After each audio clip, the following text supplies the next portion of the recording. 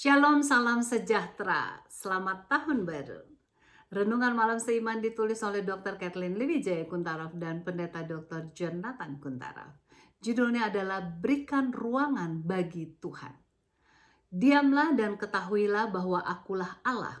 Aku ditinggikan di antara bangsa-bangsa, ditinggikan di bumi.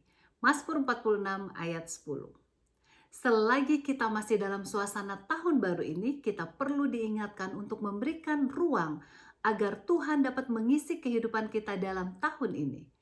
Meskipun kita hanya memberikan ruang yang kecil kepada Tuhan serta memberikan hati kita kepadanya, namun kita dapat melihat secara ajaib akan hasilnya.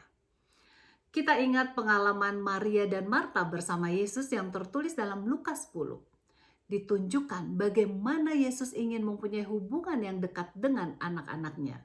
Sementara kita memulai tahun yang baru, alangkah baiknya bila kita mau berdoa agar kita dapat lebih mengenal akan sifat Allah Bapa dan melihat kerinduannya yang besar kepada kita.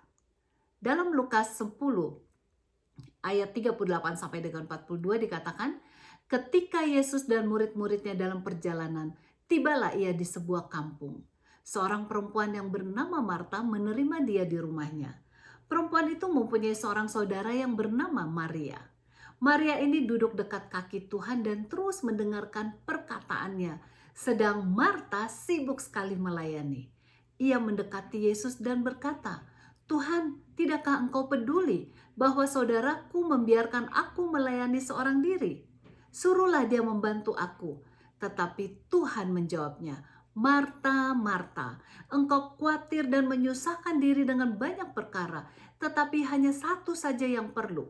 Maria telah memilih bagian yang terbaik yang tidak akan diambil daripadanya."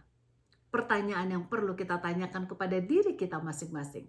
Apakah yang kita rindukan?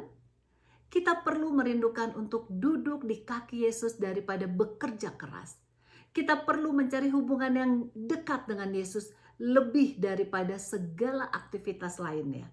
Kita perlu memberikan hati kita kepada Tuhan, berapapun harganya. Satu kebenaran sederhana dalam kehidupan kekristenan ialah bahwa Tuhan merindukan untuk memenuhi kekosongan kehidupan kita yang memang tersedia khusus untuk tempatnya. Ia akan mengisi tempat yang kosong itu dengan kedekatannya kepada kita. Pemberian dirinya sendiri kepada kita ini jauh lebih penting daripada memiliki pasangan hidup, pekerjaan, suksesnya dunia, dan stabilitas keuangan.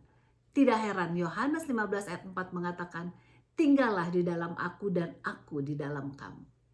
Oleh sebab itu dalam awal tahun baru ini, sudah selayaknya kita memberikan ruangan kepada Yesus di hati kita.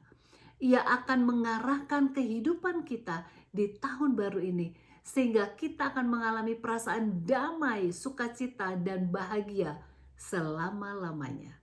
Tuhan Yesus memberkati.